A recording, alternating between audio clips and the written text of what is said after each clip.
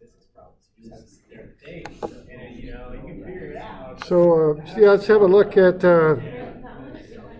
some more 3D here. A little bit more advanced one, eh?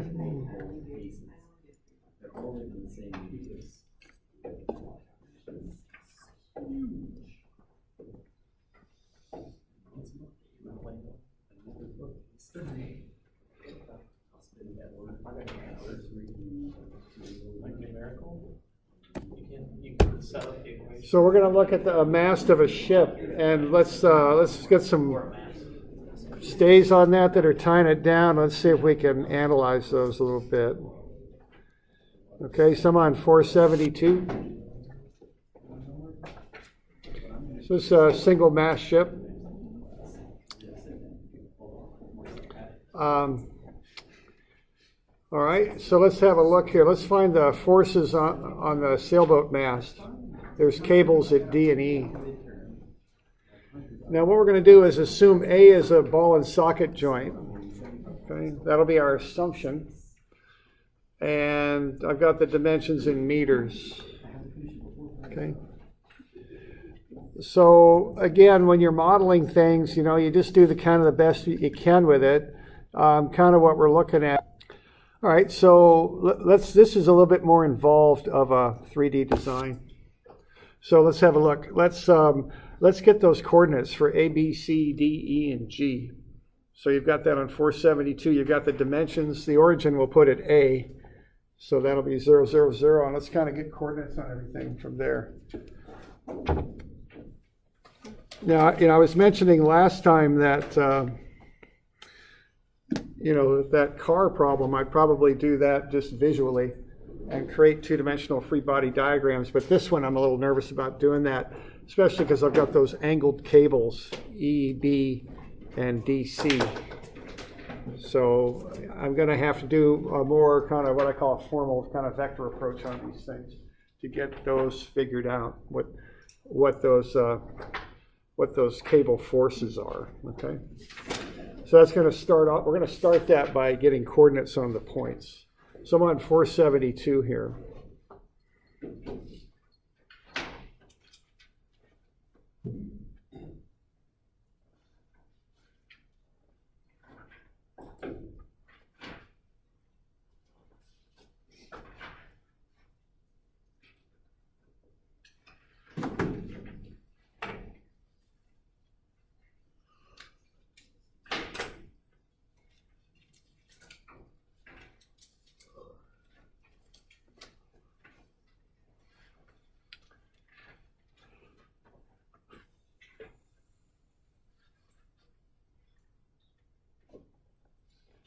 So we just want to use the dimensions and generate coordinates on those points. It's going back to what we were doing earlier in the term, you know, with using parallel lines to indicate direction.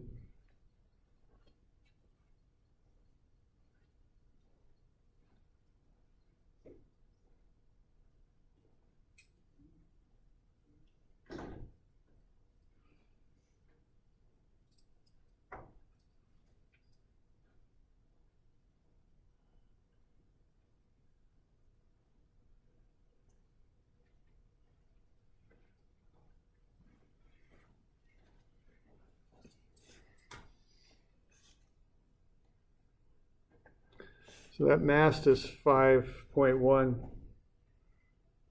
meters there, okay? The 3.9 and the 1.2.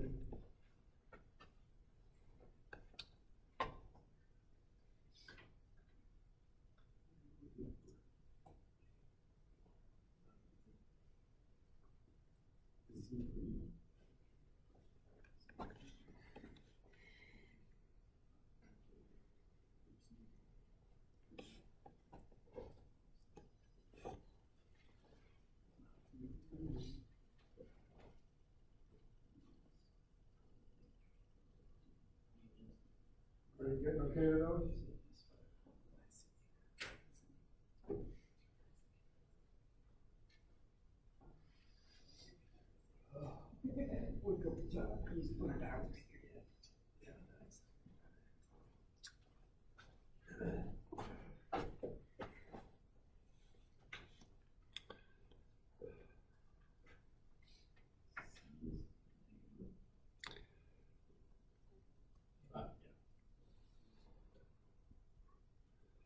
Doing all right on that? So I got 0, 0, 0, 1.3, 2.3, and 1.2. That's B. I got negative 1.4, 2.7, and 1.1 for C. Negative 2.50 and 5.1 for D. 2.50 and 5.1 for E. And 0, 0, 3.9 for G. Doing all right with those? Okay. So what we're going to do with this next is we're going to go through this and build force vectors, okay? And I did one of them there on the left for you. So if I want to get a force vector from E to B to represent that cable from E to B, what I would do is I would take B minus E, so 1.3, 2.3, and 1.2, and that's our B, take away our E. So negative minus 2.50, 5.1, I'm going to get from E to B. So I'm taking B minus E to get the vector from E to B. It's negative 1.2, 2.3, and negative 3.9. So I'm just subtracting these things off is what I'm doing.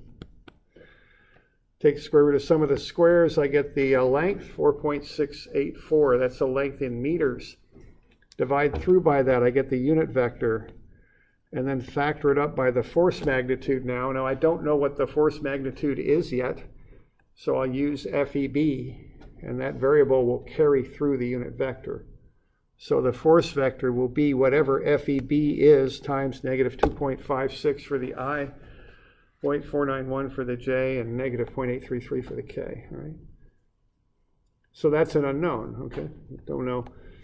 Now, why don't you run through the same thing to get the vector from D to C?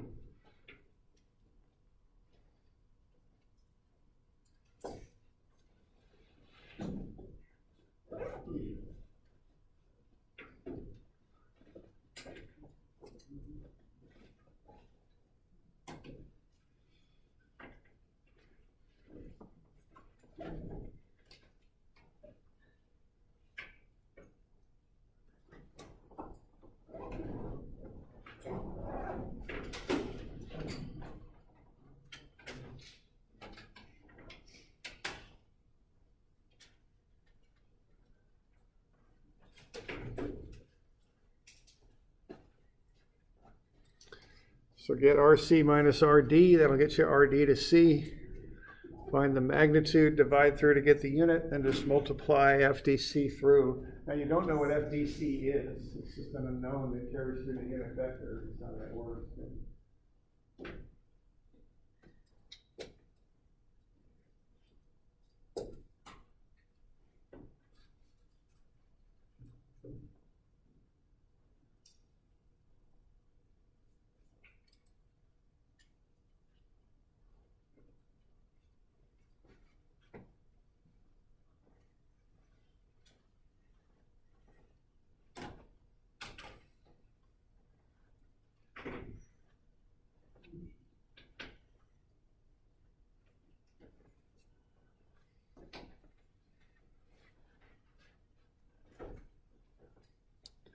And so this is how I'm going to handle something where I've got these forces at angles. You know, I can't just look at it and say, oh, the force is this much X and this much Y and this much Z. I got to run through this process to figure that out. All right.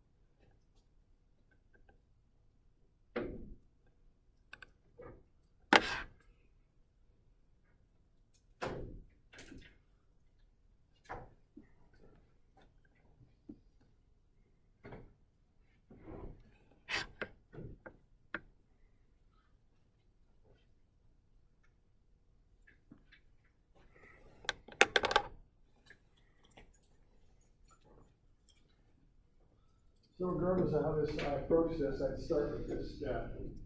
We'll run through this kind of visually, and then we'll do it vector style too, in a more formal way. But either method that I'd use, I'd start here by getting these force vectors.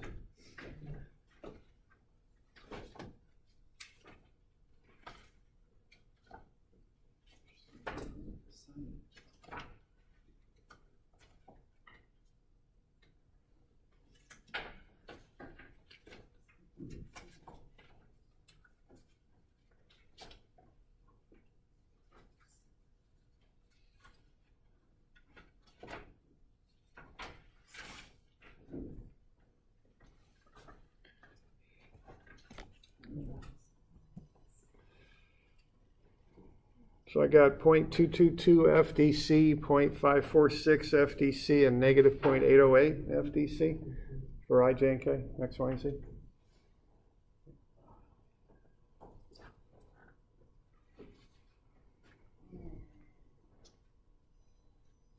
Got any questions on that? We doing all right with that?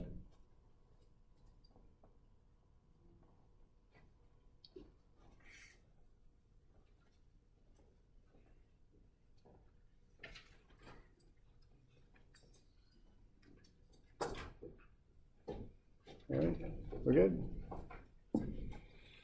All right, so that gets us those forces. Now, notice how I have that thing drawn there on page 5 or 472. See, instead of putting the forces and angles, I put each of the force components in their proper direction there, and I'll label them. That helps me to do the visual approach a lot easier if I do it that way. I can kind of see which component of that force acts which direction. So I kind of set it up like that, okay? So I put those FEB with its I, J, and K components, and I put FDC with its I, J, and K components on there in the X, Y, and Z directions. That just helps me to see it a little bit better, okay? All right. Now, that's kind of a bit of a diagram there. It's got a lot of stuff going on. If I want to do this visually, I want to kind of cherry pick some equations I can use to solve for this stuff. Now, the two unknowns I've got are the cable forces. Those are the unknowns. What are a couple easy equations I can use that'll relate those cable forces together if we can visualize a bit and get that figured out? Now, one thing I'll point out to you, if that's a ball and socket down there, there's no moment reactions, but I've got force reactions down there, so I can't really use force equations for this process because I've got REX, REY, and REZ are all unknown. So, you know, I don't want to do force equations because those will get included in the force equations, and that'll get kind of messy then to try and solve it all out. So I'm going to look at moment equations, and moments about a given axis. That's how I think about it in 3D. So what's the simplest moment equation I can use that will involve EB and DC? Which one? Yeah, what axis through A? What's that? 8. How about X, Y, or Z? Which axis? Yeah, how about Z? And again, this is one of the visualization things. You know, you're looking down that way. Okay, so if you're on top of this, looking down at it, you know, that's your eye, so to speak. You're going to look down. All right. What are you going to see? Okay, what you're going to see is the yard there. And then you're looking right down on the Z-axis. Okay, so we're looking down that way. And what's going to matter are those two components, right? They're going to have to be in balance, because everything else does not cause a moment about the Z-axis. So as I'm looking down there, I'm going to see 0.491 FEB, and I'm going to see 0.546 FDC. And everything else doesn't really affect the moment about the Z-axis. So I'm going sum of MZ equals 0. That's what I'm doing there, okay? So that's how I would first approach this. And the reason I do that is I'm going to get a nice simple equation that just relates the two together. Okay, just a ratio between them. Okay, so some of MAZ, so that again, that's looking down the Z-axis, because that means you're rotating about the Z-axis. And the two things I'm going to pick out of there is that one and that one. None of the other forces on that mast and yard cause a moment about the Z-axis. That's why I'm doing this, okay?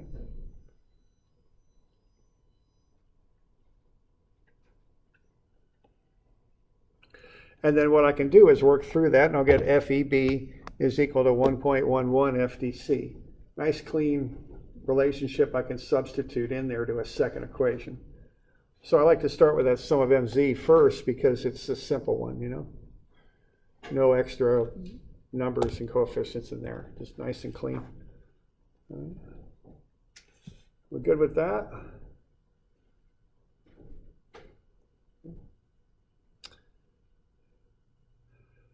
All right. Now I did another one here too. Any ideas on that? Could I go some of M? And I've used MAZ. I think I'm going to go around A because, you know, that eliminates REX, REY, and REZ from the equation if I take moments about A. So what else could I do here? I've probably got some options here. What other kind of moments could I take about A? I've only got two other axes, so what do y'all think? Y-axis. Actually, no, I'm looking at it. Y-axis would probably work. I went with the X for some reason. The Y might have got, I think the Y got me into a redundant kind of relationship there, I think, because, again, I was just relating those two together. I think I needed a number in there to get a number out, if you know what I mean. Right. That's why I did that. I think I did try to do the Y, but it just came out to be the same thing I had up there, so it kind of blew up on me there a little bit. So yeah, I went X, okay? So if I'm going about the X-axis, what's happening there is I'm going to look at this mast from the side now. And what I've got that 2400. That gets me the number that I need to input in here to get a numeric solution out of this. And then I've got the same two coefficients, I think. I've got the 0.546 FDC and then the 0.491 FEB. Like so. I've got all this stuff going on at A, but I don't, it doesn't really matter that much because it's all zeros out. I've got the other CD and EB equations going on too, but they don't matter that much either, or forces, I should say. And then 900 doesn't matter either. So what I'm going to have is I got the height of the mast here. I've got 3.9 up to where the center of gravity is with the center of the force on the sail at 2400. And then I've got 5.1 up to the top, okay? So I'm going to have negative, because it's clockwise, about A, which is at the bottom of the mast, 0.491 FEB times 5.1. That's going to go clockwise, and I got negative 0.546 FDC times 5.1. And then counteracting that, I've got that wind force, the 2400 times 3.9. That's positive. And then I just got a bunch of algebra to do to get the thing figured out, okay? So I just kind of work through those coefficients, and I get 0 is negative 2.5 FEB minus 2.78 FDC plus 9360. And then I take the two FEB and FDC to the other side of the equation. They become positive. And then I take my 1.11 FDC and I'll plug it in for FEB right there. So I've kind of set up that substitution. So I'm going to get 2.78 FDC plus 2.78 FDC is 9360. I can work into FDC, it's 1682. And then I can plug that back in right there and get FEB is 1869. Okay. So I can get the forces in the cables. And I'm kind of, you got to look at it a little bit and say, okay, what's the easy way to get it? So you can do these visually if you like, but I did the whole vector stuff to get those force vectors determined. I put them on the where they are applied at E and at D in their component form because that makes it so much easier to do it visually, to see it that way.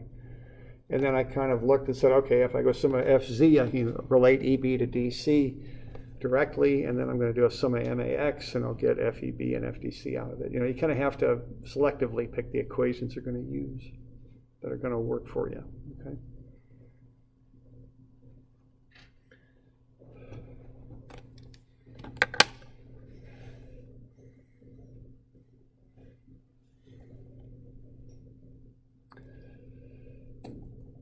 So we okay with that? Okay. And then once you got those two cable forces, you got the stuff at A, X, Y, and Z, just forces in the X, Y, and Z directions to finish the thing up.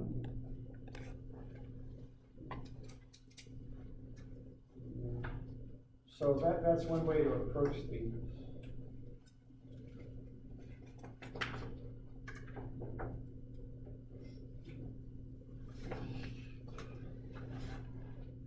So we good with that? And then to find RAX, RAY, and RAZ, just go sum of FX is 0, sum of FY is 0, and sum of FZ is 0. So you have the value for the two forces now. So you've got the FEB and the FDC. You just plug them in. So if you're going in the X direction, you got RAX for the ball joint minus the coefficient 0.256 times FEB, which is 1868. And then we've got plus 0.222 times 1681, which is FDC. Okay. So RAX is 105. RAY would be, you know, the ball joint reaction at A minus the 2400. Sum of FY, that's the wind force there.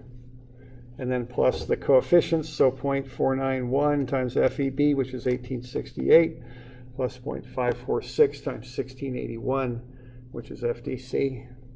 So RAY is 566. And then sum of FC is 0, so RAZ up, the weight, the 900 Newton weight, down, and then the two cable forces, their downward components. So 0.833 times 1868, negative, and negative 0.808 times 1681. So that's the cable forces pulling down. Okay. You can solve for RAZ, it's 3814.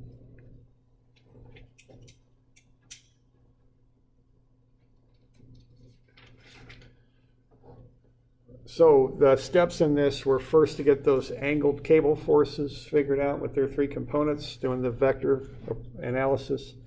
Then did some moment equations to get those cable forces figured out, and then force equations to get those three simple reactions at the ball joint. That's the idea on that.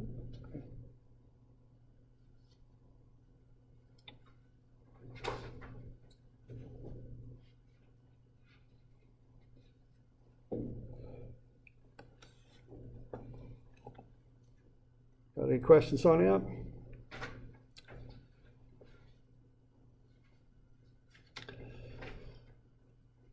So the advantage to this is it's kind of a clean solution. The disadvantage is you got to do the visualization stuff, okay? That's the disadvantage. Now, if you don't like doing the visualization stuff, you can do cross products. But they're a lot of work. I worked a lot of this out for you on 474. So what I would do here would be to take a moment about A and set it equal to 0. And what you're going to have then is IJK, and then you're going to cross R from A to E. So that would be the vector that goes from A to E. And you've already got that. You know, I had you find the coordinate of E. So that's 2.50, 5.1. And then you'll cross it with the cable force vector with the unknown FEB right in there. So you just run a cross on that. So what? You're going to get 0 minus 5.1 times 0.491 FEB.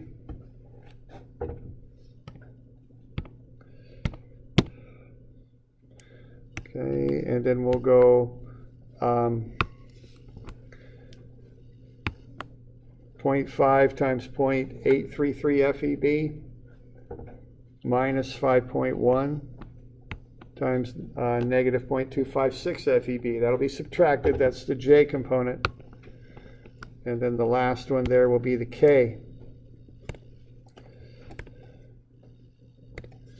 So we'll get the last column, first row, crossed out, cross what's left. So 2.5 times 0.491 FeB minus 0. Okay. So that's the I, J, and K components of that cross.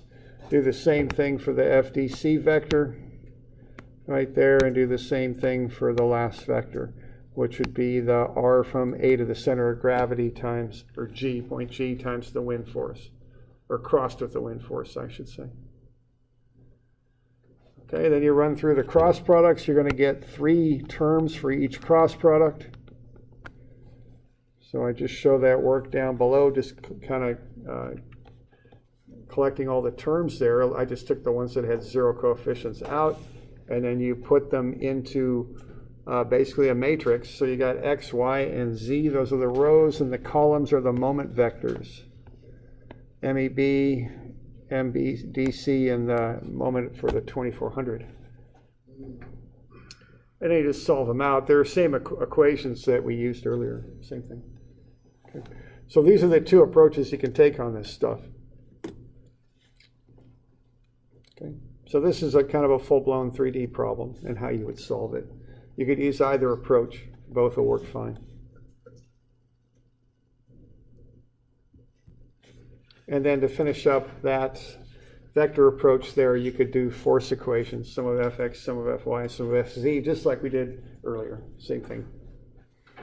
Okay. So the choice is up to you. You know, whichever way works is fine. You know, whatever works for you is the way to go. The visualization, of course, you have to be able to visualize and see that and set that up. That's the kind of the hard part of that, perhaps. And then the hard part of this cross product stuff is just doing all the crosses and keeping track of everything. It's just a lot of detail work, you know. But notice that we're doing this similar to how we did that force equilibrium. We've got, instead of having forces in the columns, we've got moments in the columns. And then we've got a row for X, we've got a row for Y, and a row for Z. And we solve those things out. That's a matrix, basically, is what it is. Each of the rows adds up to be 0. So it's just like what we did with the forces. It's just we're doing it for moments now. And then we can solve for EB and DC, and then do the force equations to get the reactions at A. Okay.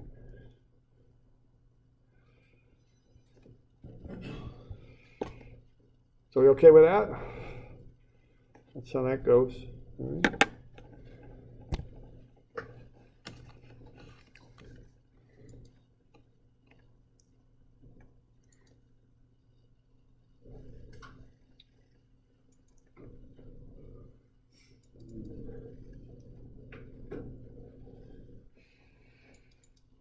All right, so that's a good bit there on equilibrium. You know, it's kind of an important subject, so we cover it quite a lot, you know.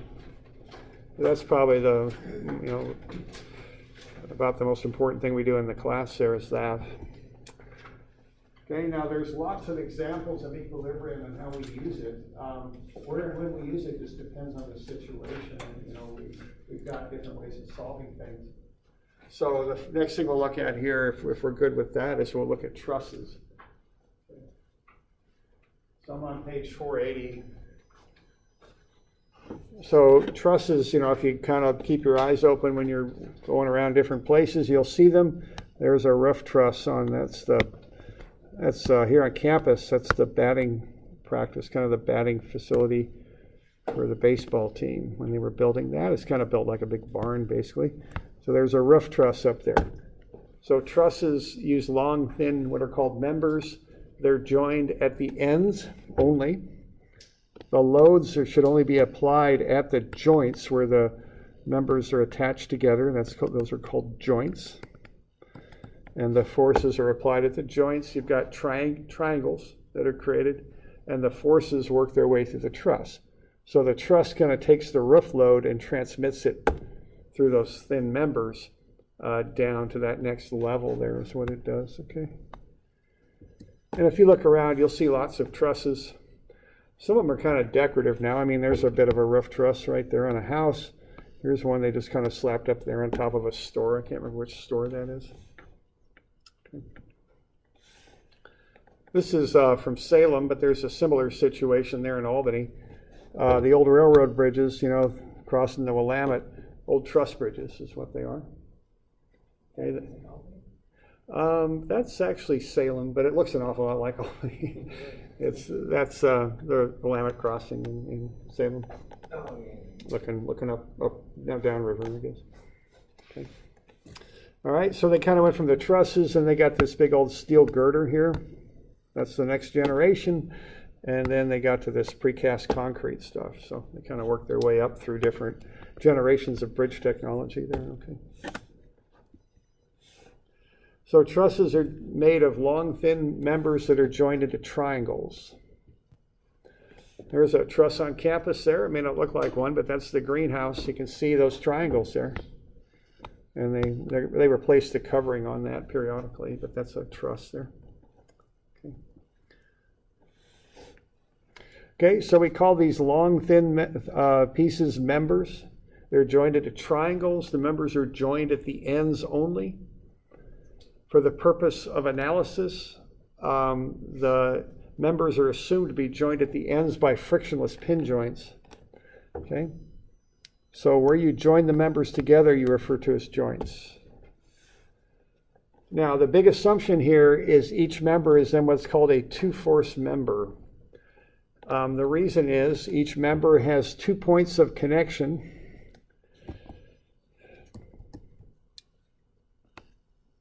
And we assume that the forces are only introduced at the joints. So each member supports 2 forces only. Okay? Now, if you look at that, if you look at a 2-force member, it's an object that has 2 pin joint supports and has forces only applied at the joints. Now, a 2-force member by itself, if there's a 2-force member holding up that roof on the Salem Convention Center. See how they made pin joints here? And up there, and they've got a long, thin member running between, no loads applied between those pin joints. So the loads are all at the joints. Now, there's an old railroad bridge that's crossing the Santiam River at Jefferson there. So it's another truss bridge. If you look at that, you can see those pin joints there. They actually use big, huge, like rivet things in there. It's hard to see, the light isn't quite right. But where they're bringing some of those members together, they've actually got huge pins in there. There you can kind of see it. I don't know how well you can see that with the light we've got, but right there, you can see the head of that thing. So huge pins there. All right. Now that was done on purpose. There's a better shot. See it right there? Okay. The light's a little better on that one. All right, now on that greenhouse, they did it too. See? Now, not the fanciest connection there in the world. They just kind of smashed that tube down flat, and then they ran a bolt through it. But that's a pin joint is what it is, okay? And that's done purposely. Now, when you get into more serious type of construction, you use something called a gusset plate, which is a plate with rivets in it. Okay. There's a gusset plate right there, so you can see those members coming in, and they've got rivets in there. Okay, gusset plates up there at the pin joints. Okay, you can see these connections here. That one, and that one. They're all done with plates. See? There's a gusset plate. Now you might say to yourself, "Hey, wait a minute. That looks more like a fixed connection," and it does. But if you really think about this, if you took that member and applied a force to it, like I'm showing, that thing would swing a little bit. Even though it's riveted or bolted in at one end, if that thing's long enough and thin enough, when you apply this force, you're going to get that thing to sway a little bit. It'll act a fair amount like a pin joint, even though it isn't, okay, entirely. But it's kind of like what we've been talking about over the course of the class. You model things as best you can. So the original trusses were actually built with pin joints embedded in them. And that was done purposely because you want to create what are called 2-force members. Nowadays, they often use these gusset plates, and even like the roof trusses, they'll use metal ones like you see, or they have this kind of those plywood ones with the spikes in them that they use at those joints. Okay, same sort of idea. But the effect on the long, thin members is they're pretty much joined by pins. You could pretty well assume that. You're not going to get a perfect analysis, like we've talked about. You never do, but it's close enough. And again, you just throw safety factors at it for uncertainty. Now, these two force members, to understand them, you have to look at them on their own. All a two force member can support on its own is an axial load. So if I have a true two force member there, where I have a pin joint, actually it's two pin joints, but let's say I got two pins here, the only load that member by itself can support, theoretically, is if the force goes right down the axis, if it's pointed to the other pin, like that. Now notice what would happen to this thing on its own. If the force is not axial, that thing's going to start to rotate. It's not going to be in equilibrium. So by using these pin joint connections, the members absorb loads that are axial. Okay? If you want to absorb a non-axial load, you got to put in a second two-force member. So if I want to do this with my two-force member, I've got to put a second one in to get that side support to keep it from rotating. And what's going to happen then is you're going to have two axial loads that counteract the applied force. But on its own, all a two-force member can support is what I call an axial load. Okay? So a two-force member is either in pure tension or pure compression, one or the other. So that's the thing to understand about these. These things are links, is what they are. They're either in compression or tension. So if you know the direction from one pin to the other, you know the direction of the force in the two-force member. Okay?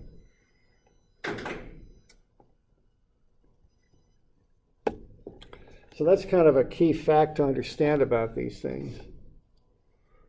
Okay? Now when we model these things, so we got any question on any of that? Are we going around with that?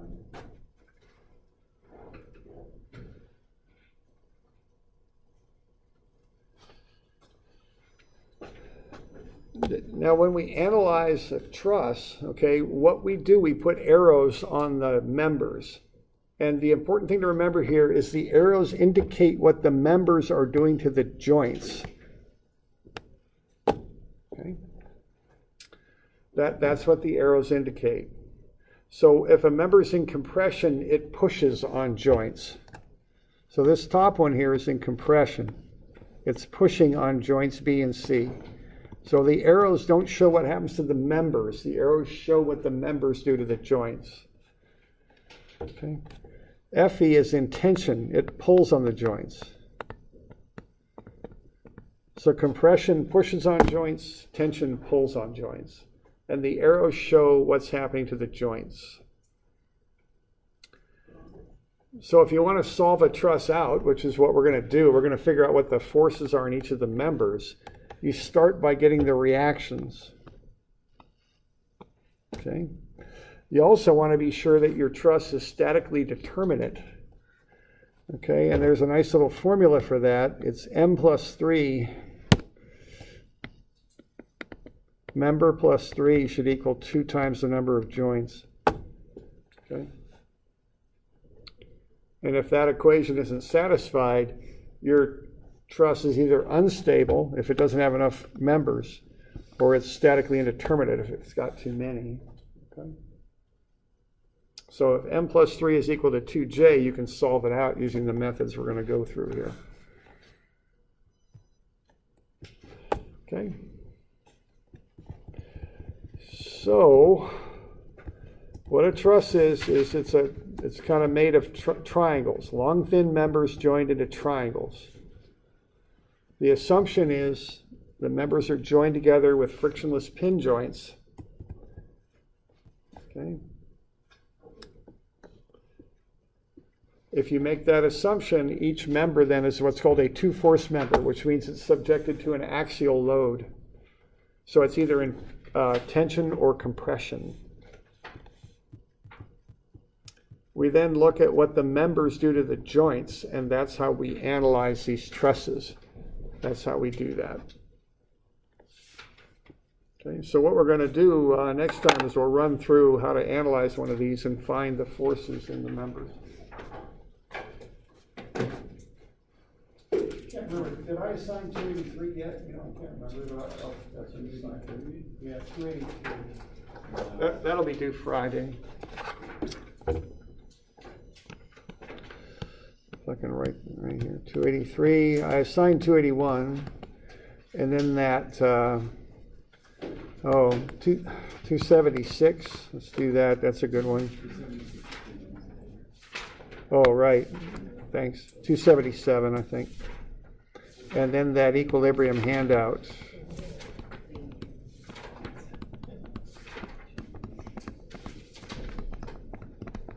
And so this stuff will be due Friday, okay? We'll cover it Thursday. That's the 9th. Okay, so 277, 281, 283, and that equilibrium handout will be due Friday. Okay.